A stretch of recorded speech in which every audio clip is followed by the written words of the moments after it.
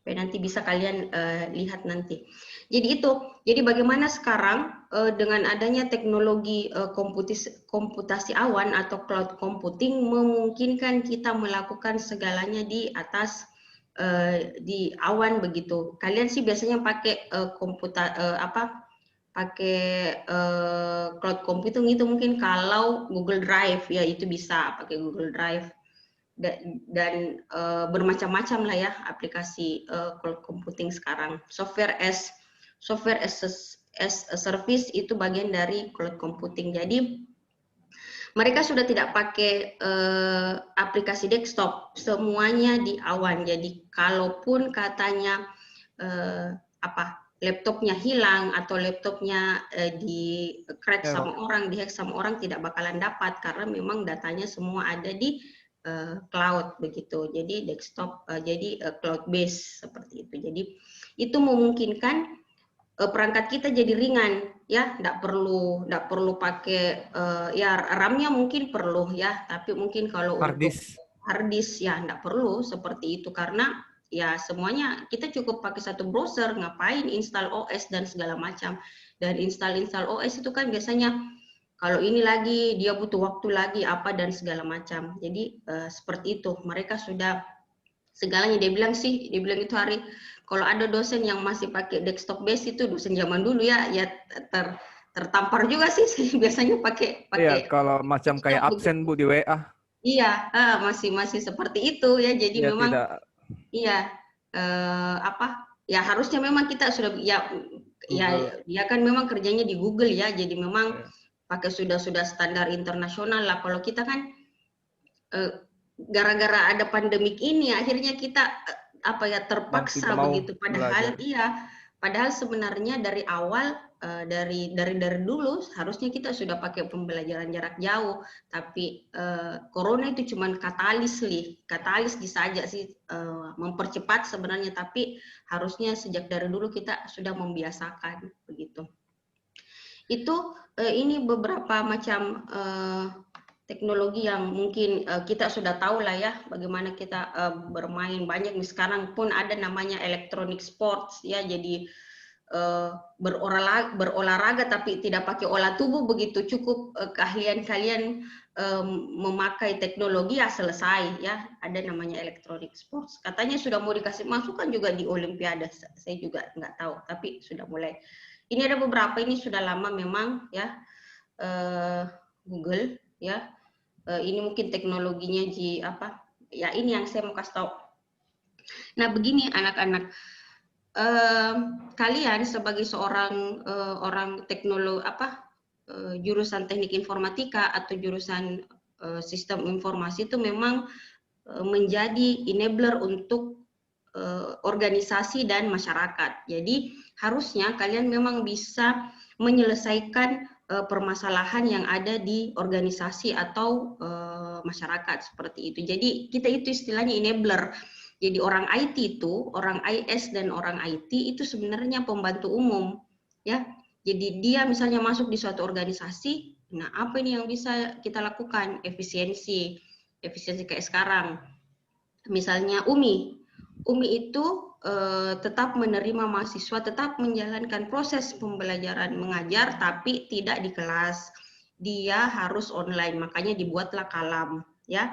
Dibuatlah Kalam untuk melakukan proses pembelajaran mengajar seperti itu. Jadi itu ya, karena kebetulan UMI pendidikan ya, dia pakainya mungkin pembelajaran jarak jauh. Kalau kita misalnya masuk lagi di PLN ya lain lagi, bukan lagi pembelajaran jarak jauh, dia mungkin bagaimana menghitung efisiensi listrik ya, bagaimana menghitung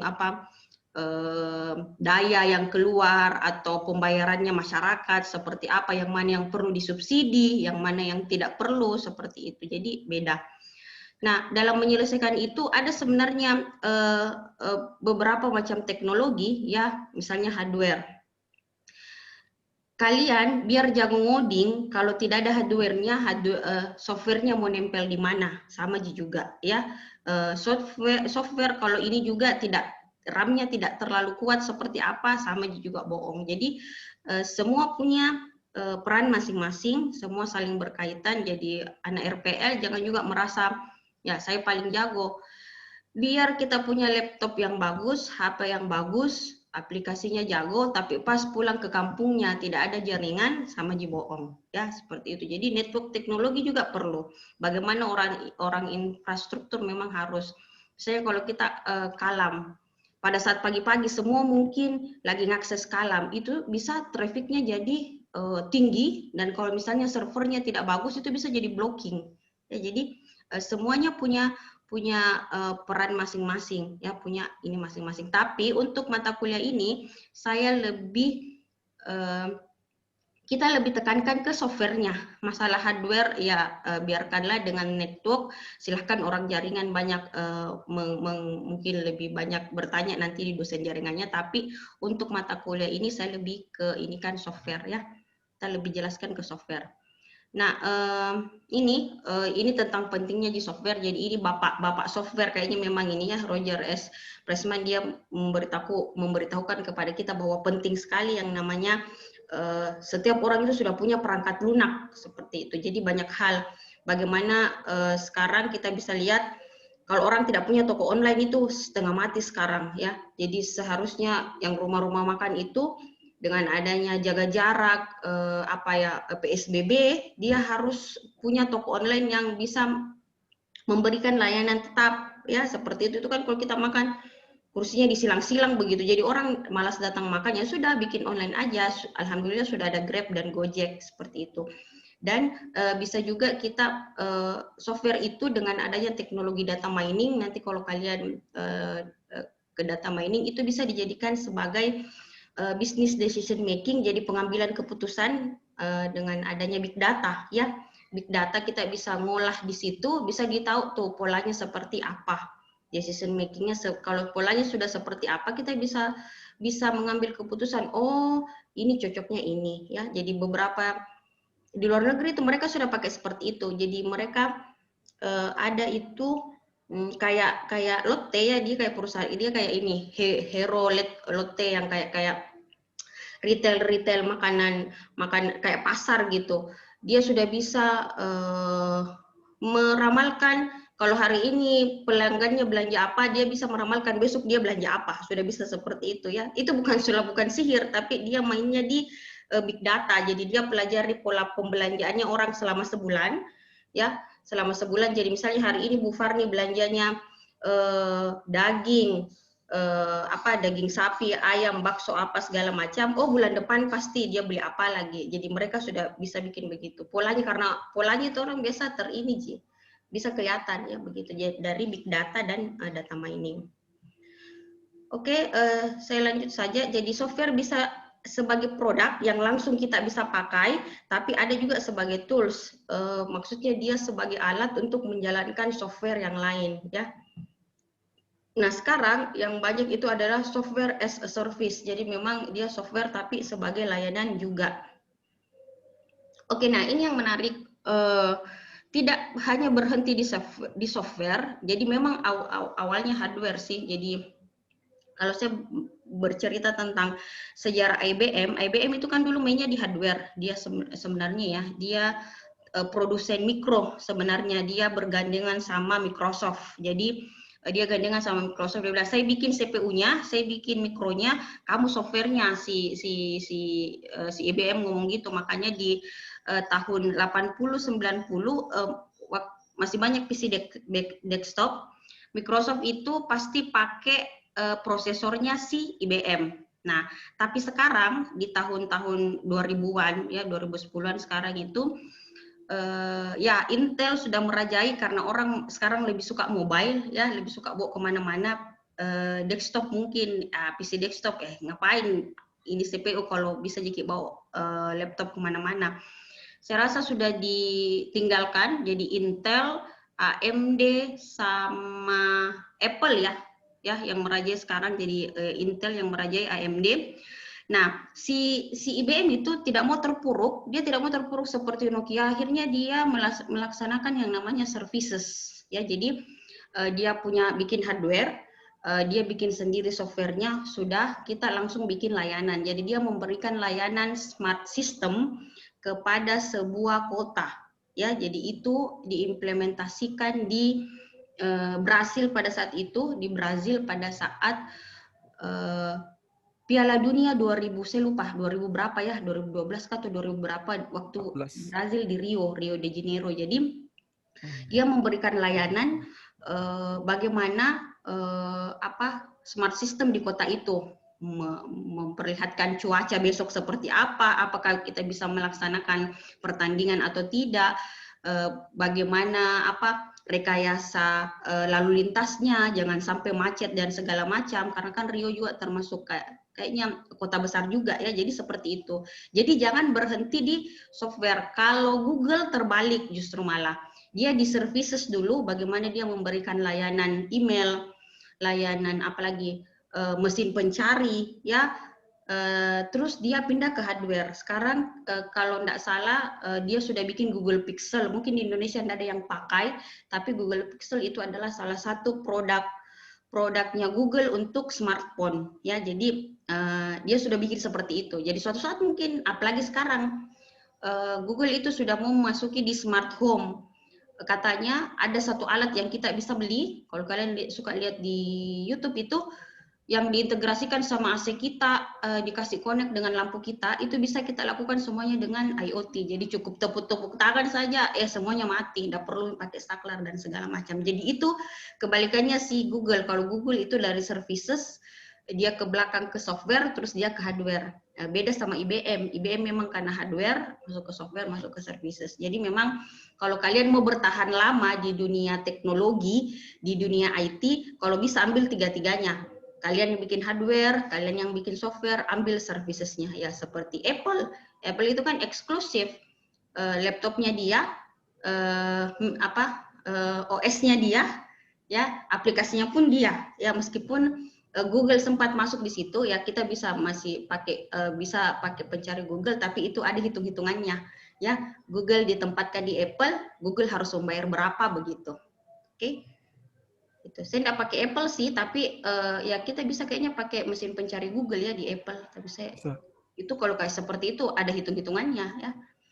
Oke, ini ada beberapa daerah memang yang sebagai pusat teknologi. Kalau kita sering dengar Silicon Valley, itu Silicon Valley tempat di Palo Alto, tempatnya semua startup atau perusahaan IT yang ada di Amerika Serikat. Nah, India juga punya namanya Bangalore, makanya India termasuk orang yang jago juga ngodingnya, secara teknologi kuat, makanya beberapa bos dari Google itu adalah orang India ya. Kalau kalian perhatikan, pernah tuh sekali Windows berapa ya, Windows 8 ya, itu kan lagunya lagu India ya. Ya itu tidak asal-asal kenapa milih India ya, karena memang kebanyakan orang yang di Microsoft itu orang India. Orang Indonesia harusnya juga ikut seperti itu, tapi ya, kita baru dikasih logika informatika pusing minta ampun ya. Padahal itu penting. Nah, oke, istilah software itu kita develop, ya develop bukan building. Jadi software itu develop, ya. Jadi bagaimana kita membangun begitu. Oke, saya membedakan dulu bagaimana karakteristik hardware dengan software. Perhatikan, kalau hardware segala sesuatunya yang dibentuk di awal itu pasti jelek. Ya, segala sesuatunya yang dibentuk di awal itu pasti jelek. Jadi ini pertama kali hardware kita buat itu pasti akan rusak di awal ya. Seperti itulah, makanya ada namanya quality control. Kalian masih ingat Samsung Galaxy 7 itu sempat ditarik dari peredaran karena kenapa?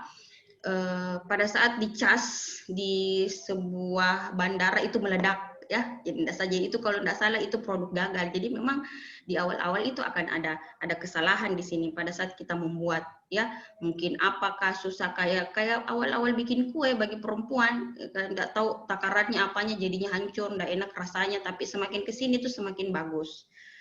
Cuman yang namanya hardware barang itu punya masa waktu, masa berlaku. Jadi mungkin di umur seperti ini mau dipaksakan juga nggak bisa, dia sudah gagal. Oke? Jadi kalau kalian punya perangkat, ya mungkin paling bagusnya 2-5 tahun, meskipun digaransi 30 tahun, siapa yang mau pakai 30 tahun? Nggak mungkin ya. Jadi yang namanya hardware itu dia punya batasan waktu. Berbeda dengan software. Software itu memang di awal dia akan parah ya, dia akan ya sama sih, kita trial error, ada bugnya mungkin ya. Kalau kita bisa lihat di Windows itu, Windows ada Windows XP, Windows 2003 XP, yang agak gagal itu Windows Vista kalau tidak salah, itu dia sudah berat, tidak bisa kompatibel dengan yang lain ya, tidak bisa kompatibel sama yang lain. Saya masih ingat dulu itu waktu kami dulu pakai Windows 97 2003, kalau kita mau konekkan ke printer itu harus diinstal dulu printernya, pakai CD apa dan segala macam. Tapi sekarang kesini-sini kan enggak, cukup kasih kenal dulu saja, kasih masuk portnya, atau sekarang bisa pakai wifi, kasih masuk portnya, ya tunggu 5 menit 20 menit dia bisa tahu langsung itu, oh itu printer apa ya. Jadi memang sekarang sudah jago. Jadi software itu semakin kita dalami, semakin kita ulik, dia semakin ideal sebenarnya sepanjang waktu ya, semakin ideal. Nah, cuman jangan seperti Nokia ya, jangan seperti Nokia. Kalau Nokia itu kan dia sudah bagus begitu, sampai ada namanya dulu HP sejuta umat ya, HP sejuta umat itu Nokia. Nah, di sini jangan kalian terlena, biar deh saya di sini saja, saya sudah aman, sudah ini. Tetap harus ada perubahan anak-anak ya. Jadi coba change, jadi kalian harus merubah seperti itu. Ya, yang saya bilang tadi, bagaimana perubahan Windows ya, dari 97, 2003, dia ambil XP, Vista, Windows 7, Windows 8, Windows 10 sekarang. Bagaimana perubahan Gojek yang awalnya cuman ojek online, habis itu dia sudah bagus, itu dia pindah ke Gokar layanannya, habis itu dia akan pindah lagi ke makanan, ke semua-muanya yang dia bisa ambil. Jadi memang harus ada perubahan. Tapi dari perubahan itu memang akan menghasilkan value yang tinggi lagi. Tapi kalau diperbaiki akan bagus lagi. Seperti itu terus ya. Jadi dalam sebuah software harus ada inovasinya ya. Inovasinya bagaimana kalian kalau biasa main IG yang dulunya tidak bisa bumerang sekarang jadi bisa bumerang, ditambah filternya yang banyak sekali filternya, atau apakah yang bisa diinikan. Jadi harus ada inovasi di situ. Kalau kalian tidak manage, cuman berada semua di situ ya kayak Nokia nih. Nokia itu bilang begini, saya merasa tidak melakukan kesalahan, tapi kesalahan saya adalah tidak melakukan apa-apa. Jadi dia berada di sini, dia ngambil nih, ini ya idealnya, dia tidak melakukan change, perubahan itu dia tidak lihat, ternyata dia terbuka-buka, wih ternyata ada Android, hancur nih sekarang Nokia, meskipun diakuisisi oleh Microsoft dengan Nokia Lumia-nya, saya rasa masih belum bisa menghilangkan mungkin dominasi Samsung dengan Apple sekarang ya, seperti itu. Jadi itu. Oke, ada bermacam-macam software. Ini yang saya harap kita sudah tahu. Jadi tipe-tipe software itu ada beberapa, meskipun banyak karena saya memang saya juga bukan orang RPL, cuman karena saya pernah belajar, setidaknya saya tahu lah kulit-kulitnya. Nah, ada beberapa tipe software yang harus kalian tahu. Satu, sistem software. Ya, sistem software itu seperti apa, Bu? Dia adalah software yang dibutuhkan untuk menjalankan software yang lain. Ya, jadi dia software yang dibutuhkan untuk menjalankan software yang lain. Kayak apa? Kayak sistem operasi. Sistem operasi itu dibutuhkan untuk menjalankan software yang lain ya. Dia dibutuhkan untuk jalankan aplikasi ini, aplikasi itu, dan segalanya. Jadi itu namanya sistem software. Kalau tugas anak S2 di ITB itu bikin ini, kalau bisa bikin OS ya, kalau bisa bikin OS. Kalau Linux mungkin kita bisa buat ya, karena kan dia open source begitu. Kalian bisa lihat bagaimana source code-nya di dalam. Kalian butuh apa ya ini. Oh, minimal bikin library lah untuk kalau anak S2 ya. Jadi Linux itu open source banyak lah ya, ada istilah bandrek atau ada istilah apa. Biasa kalau anak-anak RPL mau bikin OS biasanya Linux yang dioprek seperti itu. Oke, real time software ini agak berbeda. Kalau real time itu memang ini agak sulit karena ada secara monitoring, ada monitoringnya, ada controllingnya, dengan ada analisisnya. Nah, ini lebih ke alat sebenarnya, dan yang biasa dipakai di manufaktur, IoT banyak yang pakai di sini IoT untuk sekarang. Yang agak sulitnya itu karena ada proses akuisisi. Jadi bagaimana kita merubah data analog tadi, masalahnya tentang panas, itu kan panas suhunya ada 0 sampai 100 derajat atau di atas, itu kan harus diubah menjadi bentuk digital karena si komputer itu kerjanya bit 01, 01, 01, dia enggak bakalan tahu apa tuh 100 derajat, apa tuh 0 derajat, dia enggak tahu. Yang agak susah itu di proses akuisisinya ya. Tapi enggak masalah kalau ada anak-anak yang smart system, mungkin yang ngodingnya ke sini, ke real time system configuration, karena pasti dia harus membuat sistem yang pintar seperti itu ya, yang bisa ngeh, oh ini seperti ini. Oke, ini ada respon time, bermain waktu. Memang ini seperti embedded sih, tapi kalau embedded itu kan tidak ada, dia tidak real time, tetap ngoding, tapi ngoding yang ditanamkan. Nah, ini berbeda lagi. Kalau kalian kerja di perusahaan besar, ya biasanya aplikasinya itu juga aplikasi besar dan terintegrasi. Apa itu yang dimaksud terintegrasi? Ya terhubung, ya. Terhubung, jadi biasanya bos-bos sudah bisa lihat semuanya, ya tidak satu-satu. Kalau kita kan masih satu-satu, LMS-nya lain, ya, atau inilah kayak Vcom Apps, nanti biasa kalian tesis lain, aplikasi skripsi lain, aplikasi ini lain, itu belum terintegrasi. Nah, Google itu yang sudah terintegrasi ya. Google itu sudah terintegrasi karena kalian cukup bikin satu akun, ya, itu bisa dipakai di Gmail-nya kalian, bisa masuk di Google Form-nya, bisa masuk di Google Drive-nya, bisa masuk di Classroom-nya, ya itu, si Google itu sudah terintegrasi. Ya, bisnis software ini ERP, Enterprise Resource Planning, ini cukup mahal aplikasinya, saya sih tidak tahu, tapi katanya mahal. Karena memang gabung banyak sekali dalam modul.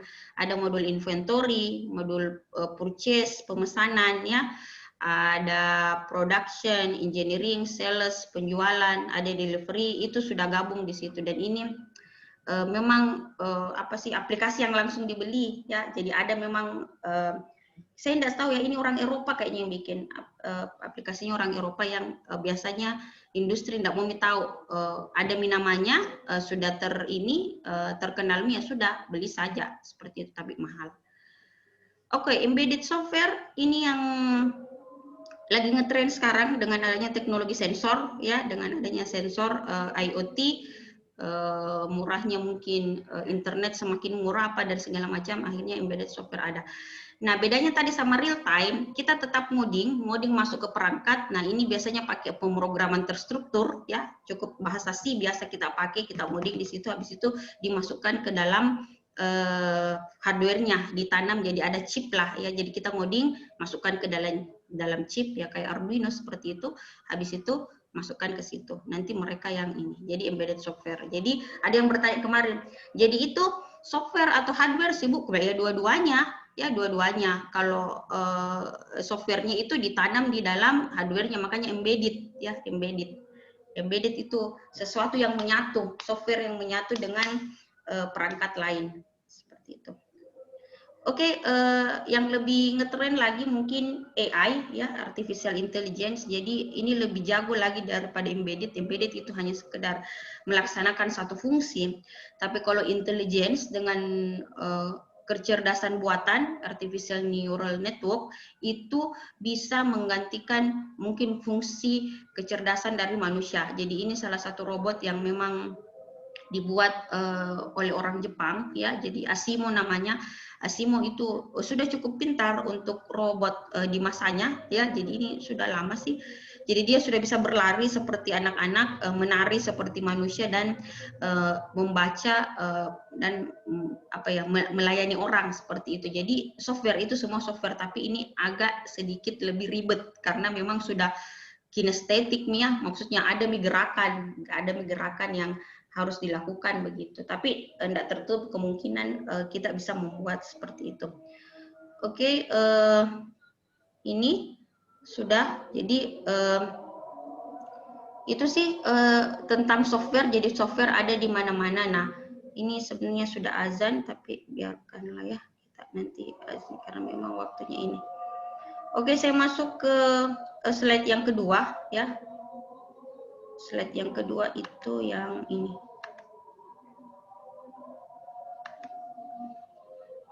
berapa orang? 11 orang ya, 5 orangnya enggak tahu kemana. Saya pindah ke sini. Nah ini, ternyata anak-anak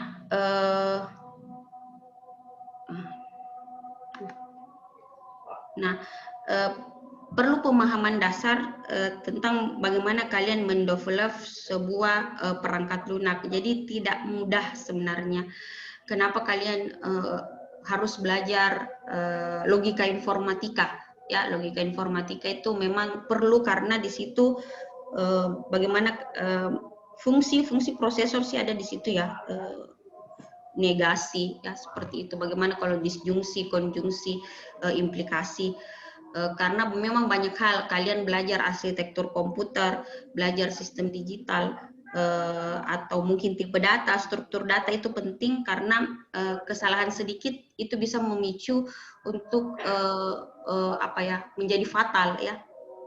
Nah, software horor jadi ini beberapa kisah atau beberapa kejadian yang hanya kesalahan kecil bisa menyebabkan perangkat atau alat yang kita buat dengan perangkat lunak itu jadi tidak berfungsi dengan baik ya. Yang pertama ini orbiter yang memang difungsikan untuk memantau iklim dari Mars itu sendiri crash ya. Jadi crash itu ya hancur atau bertabrakan karena silly mistake, ada wrong units di programnya. Jadi seperti itu, tidak terlalu dijelaskan, tapi ya silly itu kesalahan yang memalukan sebenarnya tidak perlu tapi karena mungkin ya namanya manusia, human error ya bisa terjadi. Nah ini software horor, jadi ada radiasi, memang alat yang dipakai untuk meradiasi kanker yang pada seorang pasien itu overdosis radiasinya, jadi berlebihan dalam memberikan radiasi karena mungkin ya salah hasilnya seperti itu. Ada yang salah di codingannya, akhirnya jadi overkill. Jadi beberapa orang meninggal karena overdose dari radiasi tersebut. Ya. Atau ini ya, ini sama yang tadi, atau ini satelit ya Ariane 5 itu malfungsi, jadi dia belum sempat. Jadi ini sebenarnya rudal yang roket yang difungsikan, yang bertujuan untuk meluncing begitu ya satelit ini, tapi karena dia salah convert begitu. Jadi ini exception routingnya itu salah dari 64 bit floating point menjadi 16 bit integer. Jadi salah seperti itunya, akhirnya dia crash. Jadi belum sempat untuk keluar dari orbit bumi, dia crash di situ. Jadi banyak hal yang sebenarnya hati-hati dalam kita mengoding. Makanya nanti dev itu tidak bisa berdiri sendiri, akan ada quality control untuk memastikannya. Sekarang sih enak karena sudah ada teknologi virtual. Jadi sebelum ini mungkin karena di tahun 90-an ya, 1990 atau mungkin di awal 2000 belum ada teknologi virtual. Sekarang sudah ada teknologi virtual yang memungkinkan sebelum kita betul-betul launching secara dunia realnya, ya kita bisa mungkin lakukan di teknologi virtual seperti itu. Banyak. Nah, ini yang saya mau jelaskan, kita di mana sebenarnya mata kuliahnya, Bu. Nah, kita sebenarnya ada di bagian merah ini. Jadi seperti saya bilang tadi, punya real problem. Misalnya real problemnya itu ya, real problemnya saya mau sebagai pegawai PLN, misalnya saya sebagai pegawai PLN, saya mau meningkatkan efisiensi, misalnya efisiensi pembangkit di PTA misalnya seperti itu. Nah, kalian bikin solusinya, ya solusinya itu seperti apa. Saya bilang tadi, karena kalian anak IT, kalian cuma tahu bagian teknologinya. Jangan coba-coba masuk di bagian bisnis prosesnya dengan bagian di people part-nya. Bagian bisnis proses, kasih anak PLN sendiri, anak elektro mungkin yang ngerti bagaimana itu prosesnya pembangkit, anak mesin, ya bagaimana prosesnya listrik itu mengalir apa dan segala macam, itu bukan bagiannya kita. Kasih bagian orang yang kenal lah bisnis prosesnya. Atau ginilah, mau bikin aplikasi kayak Traveloka ya, pariwisata dan hotel ya, kasih orang bisnis prosesnya. Nah, people-nya itu juga bukan kita, itu user sih ya, sebenarnya bukan kita yang main. Nah, kita ada di sini di teknopartnya, teknologi partnya, dan kita berada di software. Dalam membuat software, yang pertama kalian harus lakukan adalah membuat scope atau skopnya. Karena dari scope ini akan kita tahu berapa estimasi dana yang dipakai, cost-nya, biayanya, dengan bagaimana project manajemennya dengan engineering proses. Misalnya, kalau tadi bikin embedded software dengan bikin intelligent software itu berbeda. Embedded software mungkin bisa selesai dengan 1 atau 2 Arduino selesai, atau prosesor ya, 1 atau 2 prosesor digabung untuk misalnya bikin embedded service selesai, karena dia cuma satu fungsi. Skopnya, cost estimasinya mungkin murah. Tapi pada saat ada orang bilang, saya mau disuruh bikinkan robot yang bisa main sepak bola, oh lain lagi itu Pak. Kalau seperti itu kayaknya mahal Ki Pak, karena dia sudah intelligence software, jadi dia mahal dan mungkin agak lama. Jadi itu yang dimaksud di sini. Dengan kalian tahu tadi tipe-tipe software, kalian tahu tentukan skupnya seperti apa, batasannya seperti apa, bisa ditentukan dana yang dikeluarkan berapa dengan sumber daya yang dipakai. Dari situ keluar software produknya. Jadi misalnya kalau dia mau perusahaan besar ya pakaikan di ERP. Kalau dia cuma perusahaan kecil-kecil yang cuma online saja, ya kalau jangan membuat aplikasi, masuk di IG kah, atau bikin di FB kah, jangan bikin aplikasi, daripada bikin aplikasi atau masuk di marketplace-nya Bukalapak, marketplace-nya Shopee, ya ndak usah bikin aplikasi e-commerce sendiri, ngapain ya, mending masuk di situ, cukup bayar pajaknya mungkin ya selesai, daripada bikin database-nya pusing, aplikasinya pusing, adminnya ndak tahu siapa ya, mending bikin seperti itu. Itu yang dimaksud. Jadi manajemen pengembangan aplikasi ini, manajemen proyek ini sebenarnya ingin memastikan kepada kalian bahwa kalau saya punya masalah seperti ini, ya, kalau saya punya masalah, apa bagus solusinya? Solusinya seperti apa? Software apa yang cocok sama dia? Jangan sampai misalnya dia cocoknya pakai sepeda kita pergi belikan mobil Alphard yang mahal seperti itu. Jadi harus ngerti seperti apa IT software yang saya kasih ke orang. Pekan depan kita akan belajar scope ya. Hari ini mungkin saya akan itu ya, jadi tentang project management ya. Ini sudah kayaknya. Nah, sekarang saya mau bahas tentang saya masuk ke slide yang terakhirnya kita ya. Ke slide yang terakhirnya kita. Jadi itu tadi kalian sudah ngerti software, sudah tahu kenapa perlu dibatasi, batasan masalahnya seperti apa ya, karena dari batasan masalah kita tahu cost estimasinya. Dananya berapa, orang yang saya pekerjakan berapa, waktu yang saya jalankan berapa lama. Nah, sekarang saya masuk ke slide terakhir. Nanti saya gabung ya ini semua slide-nya. Sekarang saya belum punya ini waktu ini.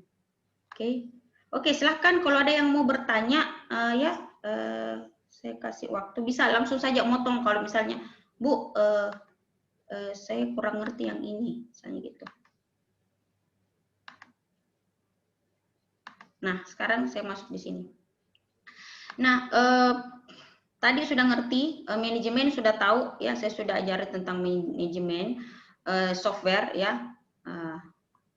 Nah, capaian pembelajaran yang saya maksudnya tadi, kalian bisa menganalisis real problemnya apa, solusinya seperti apa, merencanakannya seperti apa, dan mendokumentasikan. Dokumentasi itu penting, sangat penting yang namanya dokumentasi, apalagi kalau kita bekerja dengan banyak orang.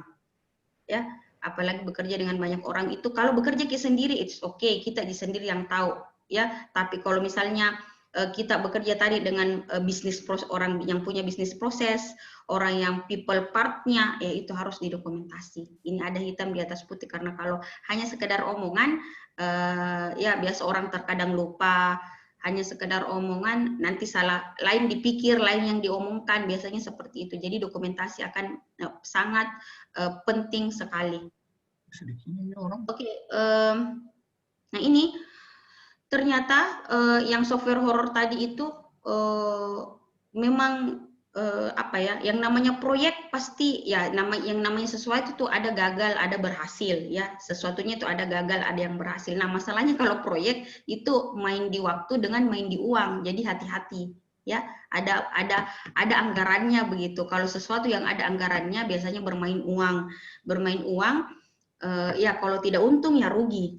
Ya, seperti itu. Padahal kalau perusahaan itu dia memang bertujuan mencari keuntungan sebanyak-banyaknya dengan modal yang sedikit-sedikitnya. Beda sama pemerintah. Kalau pemerintah kan dia sudah punya anggaran. Justru kalau anggarannya tidak terserap 100%, katanya tidak berkinerja bagus. Ya itu bedanya. Bedanya mindset yang ada di perusahaan dengan mindset yang ada di pemerintahan. Kalau pemerintahan itu mereka sudah punya anggaran tiap divisi. Kalau anggarannya tidak habis, itu dianggap dia tidak menyelesaikan dengan bagus seperti itu. Itu bedanya. Saya tidak tahu siapa yang bikin peraturan seperti itu.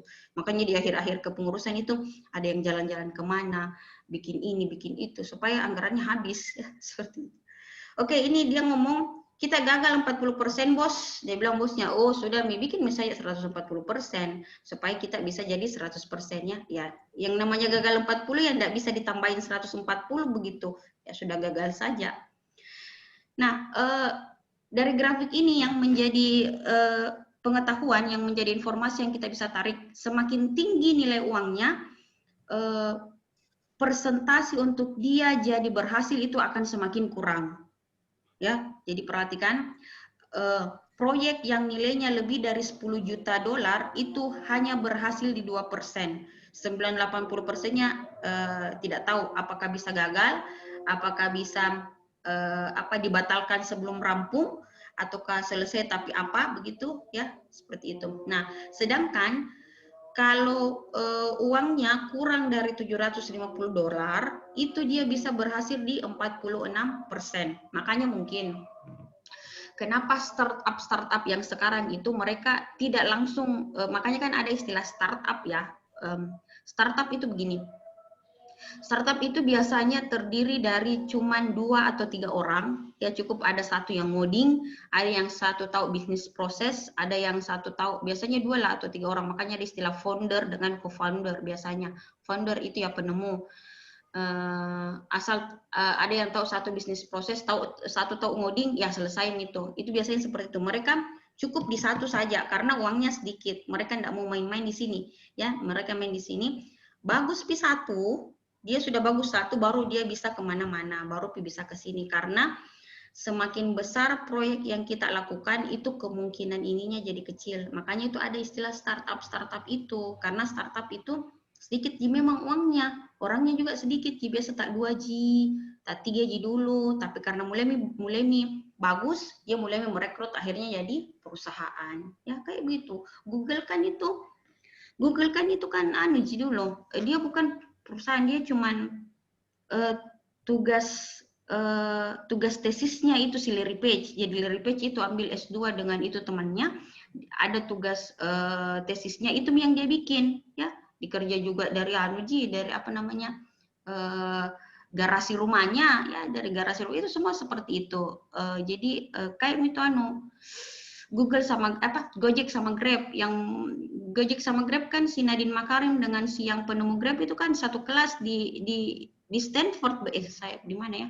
Satu kelas di Harvard atau di Stanford, dia satu kelas, sama-sama bikin. Satunya Grab di Malaysia, satunya Gojek di Indonesia. Jadi seperti itu. Jadi awalnya bikin-bikin begitu karena memang proyek sukses itu kalau untuk nilai yang banyak hati-hati ya, jadi mending mulai dari yang kecil-kecil dulu, tapi nanti ya itu yang tadi yang change itu tadi ya, harus ditambah, jangan main-main di sini terus. Kalau cuma main-main di sini terus ya sedikit aja nanti kita dapat, nggak bisa memperkerjakan orang lah ya. Oke, failure at projects itu pasti ada ya. Jadi bagaimana saya pernah dulu, jadi saya alhamdulillah saya punya pengalaman kerja di perusahaan IT selama 4 tahun dan kita punya beberapa proyek yang harus kita jalankan. Saya ingat sekali saya itu sempat dipekerjakan di Padang untuk proyek rumah sakit, back office untuk inventory. Habis itu proyek saya tidak berjalan selama 6 bulan. 6 bulan saya langsung dibawa ke Bandung begitu. Jadi di Padang tidak jalan karena people-nya kita sudah selesai di software-nya, bisnis prosesnya sudah selesai, tapi people part-nya tidak mau pakai. Ya, jadi orang-orangnya tidak mau pakai, katanya malas nginput.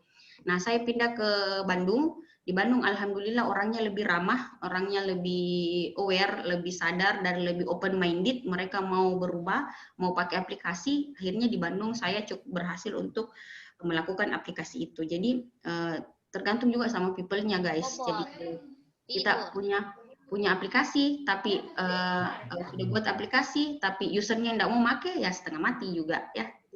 Jadi failure-nya IT project itu ada di situ. Nah, banyak perusahaan yang mesti kehilangan uang dalam melaksanakan proyeknya ya. Di sini ada banyak tapi saya singkat saja. FBI itu punya dia mau bikin virtual case file tapi gagal, yang harus rugi dengan 170 juta dolarnya. Atau Nike itu failed dalam product management system dan harus gagal di 100 juta seperti itu. Jadi banyak sebenarnya proyek-proyek itu kalau misalnya kita tidak cepat, tidak lebih bagus dari yang lain, ya itu bisa dibatalkan sebelum rampung. Ya ngapain dilanjutkan kalau ternyata ada teknologi, mungkin perusahaan lain atau ada teknologi lain yang lebih bagus dari kita. Ya. Bu, jadi yang waktu di Padang, Bu, rugi Ki? Ya.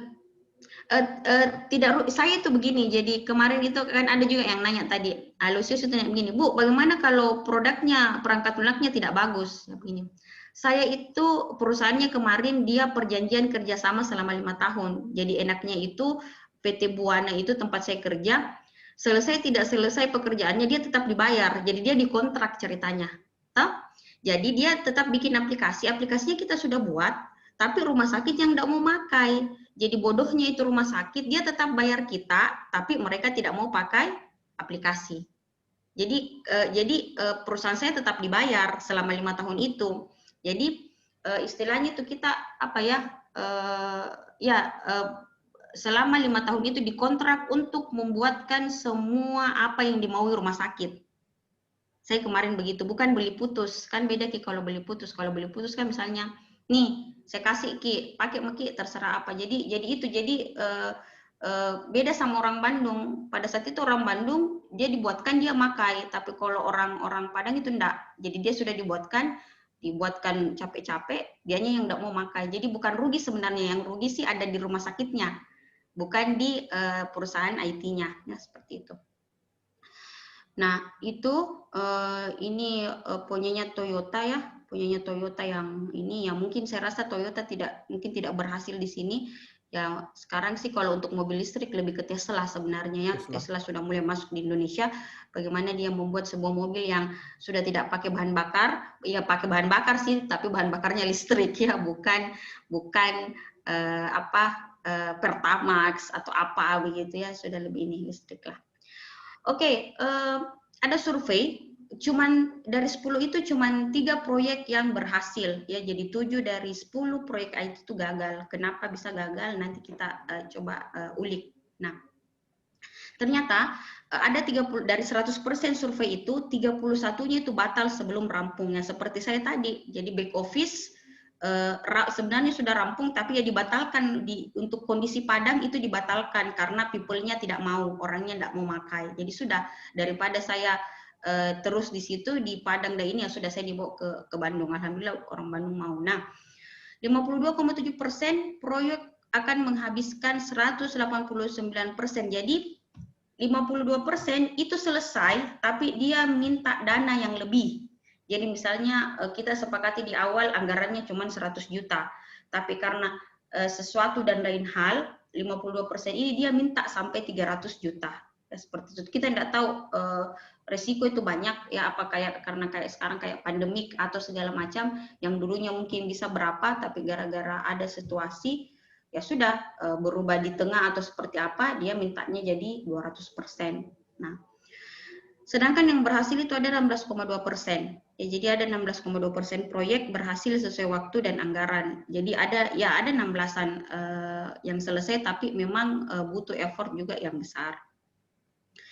Oke, kegagalan baik dilihat sisi tujuan, waktu, perubahan. Biasa perubahan pada saat pelaksanaan. Misalnya kalau kayak saya dulu itu, kita sudah buatkan ini, dia minta lagi yang lain. Minta ini, minta lagi yang lain. Biasanya seperti itu. Jadi itu yang bisa bikin ribet kalau di proyek ya. Seperti itu. Nah ini katanya cuman ini doang. Grafiknya mau turun di basement ya. Jadi kita turun ke basement. Grafik ininya. Oke, kenapa bisa IT gagal, proyek IT gagal itu satu, kurang perencanaan. Memang kurang perencanaan, kurang komunikasi juga bisa ya. Jadi yang pertama itu kurangnya perencanaan, tidak jelasnya tujuan dan sasaran ya. Ini tujuan dan sasaran itu kita maunya apa, mereka maunya apa. Jadi memang perlu dokumentasi ya, perencanaannya seperti apa, tujuan dan sasarannya seperti apa. Tidak realistisnya estimasi waktu dan sumber daya yang saya bilang tadi, harusnya aplikasi kecil dia minta orangnya banyak, sebaliknya aplikasi besar mungkin dikerjakan sama orang yang sedikit. Nah, kurangnya dukungan para user dan pengambil kebijakan, misalnya kayak sekarang Kalam, ada yang bertanya, Bu, kenapa dulu semester 2 kemarin atau semester genap kemarin kita pakai LMS-nya Vcom, kenapa sekarang pakai Kalam? Nah, karena pengambil kebijakan maunya kita pakai Kalam. Orang yayasan sama orang rektorat maunya kita pakai Kalam. Makanya sekarang LMS Vcom itu tidak dipakai karena Kalam itu untuk satu UMI. Jadi silahkan belajar lagi di Kalam seperti itu. Terus kegagalan berkomunikasi dan bertindak dalam tim itu juga bisa karena nanti kedepannya saya akan ajarkan tidak hanya dev, ada quality control, ada quality assurance ya. Itu yang akan bekerja sama dalam membuat aplikasi. Terus keahlian yang tidak sesuai ya. Jadi kalau memang orang yang jagonya ngoding ya ditaruh di dev. Kalau dia enggak pintar-pintar ngoding, taruh di quality control. Kalau ceritanya dia bagus komunikasinya, bagus merayunya ini, dia taruh di user. Bagaimana dia menangani problem user. Enggak boleh orang yang temperamen taruh situ ya, harus orang yang bagus begitu karena dia harus user ya. Kenapa Pak? Ada apa dengan aplikasinya? Oh, seperti ini ya. Jadi harus ditaruh seperti itu. Akan beda kalau di Telkom itu memang berbeda nih. Beda yang promosikan Speedy, beda yang kalau pelanggan Speedy bermasalah itu beda yang menangani karena tujuannya beda ya. Satu mempromosikan, satu menjaga pelanggan agar tetap sama kita seperti itu. Nah, survei ini memperlihatkan kalau gagalnya sebuah proyek itu dari komunikasi, ya. Jadi komunikasinya memang tidak bagus. Saya itu dulu pernah kejadian di Bandung itu sampai gontok-gontokan sama devnya. Saya bukan developer, saya hanya bagian yang mendeploy aplikasi di rumah sakit, ya. Masing-masing tidak ada yang mau disalahkan kan? Misalnya kalau ada kesalahan. Ada aplikasi bermasalah, ya devnya tidak mau disalahkan, orang QC-nya tidak mau disalahkan, lebih-lebih user tidak mau disalahkan. Nah, jadi kalau marah-marah nih semua, tidak ada yang bisa menangani apa dan segala macam itu biasanya hancur. Bu, apa itu QC, Bu? QC itu quality control. Jadi begini, seperti pertanyaan tadi Alusius, bagaimana Bu kalau perangkat lunaknya tidak berkualitas? Dan kalau tidak berkualitas, yang disalahkan bukan devnya, yang disalahkan itu QC-nya. Karena quality control itu bertujuan untuk memastikan aplikasi itu berjalan sesuai dengan fungsinya. Jadi apa sih yang biasa kalian ini white box ya, testing white box atau testing apa itu semua ada di QC. Jangan sampai klik ini muncul ini, klik maximize kok jadi minimize, klik close kok terbuka itu ya. Jangan sampai kita ini. Jadi saya bagian QC juga kemarin sempat memastikan semua aplikasi itu ya bagus kerjanya dev. Jadi dev itu tidak bakalan ditanya tentang apa hasilnya. Dia selesai ngoding ada fungsi itu dia perlihatkan ya kita yang perbaiki. Karena biasa begini. Jadi tambal sulam itu aplikasi deh, apalagi kalau orang yang bekerja itu beda-beda. ya. Jadi misalnya ada aplikasi besar dikerjakan sama 5 orang developer, pada saat si A yang kerja bagus ki, pas sudah diperbaiki sama si B, rusak lagi yang satu. Jadi biasa begitu, tambal sulam ki. Kalau kalian bekerja nanti di dev itu begitu ininya, apa ya, suka dukanya begitu. Sudah kita minta menu ini sudah ada, pas di itu pas sudah di deploy dikasih DLL-nya yang baru, ada yang salah satu di situ, tak kencing lagi satu di situ, ya sudah, itu sudah setengah mati. Kalau tidak bagus bad komunikasi, ya seperti itu. Jadi quality control. Kalau di Microsoft yang paling tinggi katanya gajinya itu quality control, bukan developernya. Jadi yang paling tinggi gajinya itu bukan yang buat aplikasi, tapi yang memastikan aplikasi itu berjalan bagus. Iyalah, setengah mati itu yang hack aplikasi. Ya, mau ditahu di mana celahnya. Jadi quality control itu memastikan fungsinya si dev berjalan dengan cara apa? Memastikan itu aplikasi tidak ada celahnya, seperti itu. Bu, Oke, jadi nah, kalau yang untuk mengambil logikanya, Bu, siapa yang buat? kalau logikanya tetap si dev. Oh, dia tetap yang buat semua itu Ya, dia tetap program. yang buat. Iya, dia tetap yang buat. Logikanya tetap yang dev. Dia yang ngoding. Yang ngoding itu tetap developer. Cuman dalam sudah berbentuk user interface yang aplikasi, ya itu sudah di QC. QC itu tidak tahu ngodingannya. QC itu hanya misalnya klik, dia sudah bentuk tampilan di user itu QC. Tapi sebelum dikasih ke user, ya harus dites dulu dong. Toh? Jangan sampai begini. Kayak kalian bikin ini. Masukkan NIM. NIM itu apa sih? Nomor induk mahasiswa. Ya, biasanya berapa karakter atau apakah angka, masukkan angka. Kenapa di situ bisa masuk karakter, bisa masuk misalnya karakter atau string? Itu kan biasa yang begitu. Salah ki. Harusnya tipe data apa yang dipakai, mungkin karena salah ki sininya, ya itu yang fungsinya siapa namanya? CQC memastikan yang seperti itu. Kalau angka ya angka, jangan string. Kalau karakter ya karakter. Biasanya begitu. Anak-anak kalau bikin aplikasi, biasa kalau ada penguji yang ngiseng, nantanya Kim, itu harus inputannya apa? Angka, Pak. Coba beda di situ huruf, bisa masuk huruf. Sudah. Biasanya begitu. Ya, jadi itu sebenarnya fungsinya. Logika ngodingnya tetap si dev, ya mau sepanjang apa code-nya terserah si dev bagaimana logikanya, mau pakai bahasa apa. Kita mah enggak tahu, ya. QC itu taunya sudah jadi aplikasinya, sini saya tes bagus atau tidak, sesuai dengan fungsinya atau tidak. Itu Ji. Karena begini, setiap orang kan akan merasa dirinya hasil kerjanya kan bagus. Dev pasti kan tidak mau dibilangi, programmer kan pasti dia bilang sudah bisa kerjaku, selesai Mi. Ya, kalau pasti dia ditanya bagus juga aplikasiku, tapi kalau orang lain yang melihat kan pasti dia betul-betul ngulik begitu. Jadi itu, ya itu quality control. Jadi memang perlu. Nah, proyek sedikit lagi, karena kita manajemen proyek, kata kerja di sini yang bukan kata kerja, kata keterangan yang paling harus kalian tahu itu adalah bersifat sementara. Jadi di proyek itu sama Ji sebenarnya, pekerjaan atau usaha yang dilakukan untuk membuat sebuah atau sesuatu produk, layanan atau hasil yang unik dalam jangka waktu tertentu. Itu di proyek. Jadi kata kuncinya adalah kegiatan tapi ada waktu tertentunya, ya. Jadi proyek untuk membuat sesuatu, proyek bikin HP, ya kalau jadi itu HP selesai proyeknya, ya. Proyek bikin bangunan 5 lantai, ya kalau selesai bangunan 5 lantainya selesai bukan lagi proyek namanya, kan begitu Ji, ya. Jadi itu Ji sebenarnya kalau proyek. Nah, kalian bisa baca di sini semuanya pakai, ada di sini kata sementara, ada kata dalam jangka waktu tertentu, ada kata sejumlah periode waktu, ya. Cuman kalau kita bicara skop pekan depan, ada selain waktu kita punya sumber daya uang dengan manusia, waktu itu yang uang lingkup, ya, itu yang perlu tuh dalam proyek. Berapa sumber daya tak, berapa uang tak, waktunya berapa, itu Ji. 3 itu yang main sebenarnya, ya. Makanya itu startup lebih bagus sekarang karena orangnya sedikit, dananya pasti sedikit. Dia Tommy Kodong yang ngoding, dia Tommy Kodong yang testing, dia juga yang jadi yang pegang uang. Itu startup itu begitu dulu di awal, ya. Harus dulu bakar uang ceritanya. Dia yang ngoding, dia yang testing, dia juga yang apa. Kalau perusahaan besar sudah beda-beda, kayak Microsoft itu dia sudah beda-beda.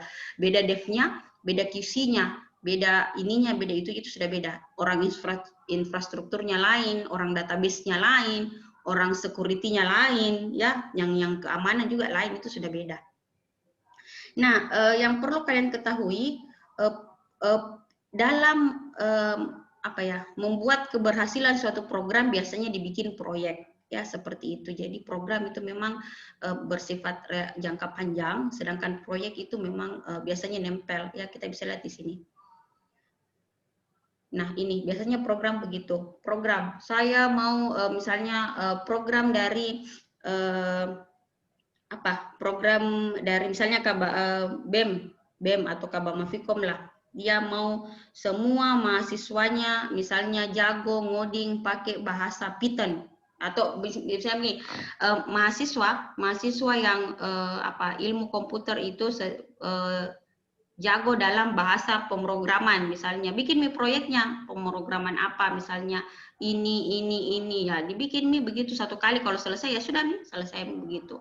Jadi biasanya program itu untuk membuat keberhasilan dari suatu program dibikin beberapa proyek, ya, seperti itu. Jadi efisiensi di rumah sakit, ya, dia bikin aplikasi proyek-proyek apa, proyek A, B, C, D, ya, jadi seperti itu. Jadi alhamdulillah sih saya agak lebih bisa memberikan banyak saran atau masukan, karena memang 4 tahun itu bukan waktu yang cukup lama menurut saya untuk bekerja di sebuah perusahaan IT, dan saya tahu lah seluk-beluknya seperti apa. Jadi memang dev itu tidak bisa berdiri sendiri, ada banyak inilah, kita butuh orang lain, ya, butuh orang lain. Kalau aplikasi saja tidak selesai seperti itu, ya. Cuman sekarang sih enaknya Google sudah punya semua. Kalau kalian mau punya database, ada Firebase-nya, ya.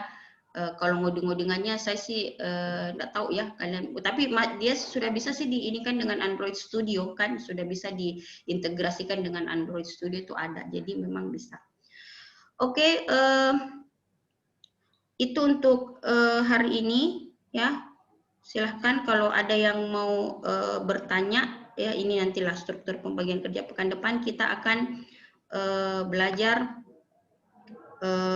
tentang ini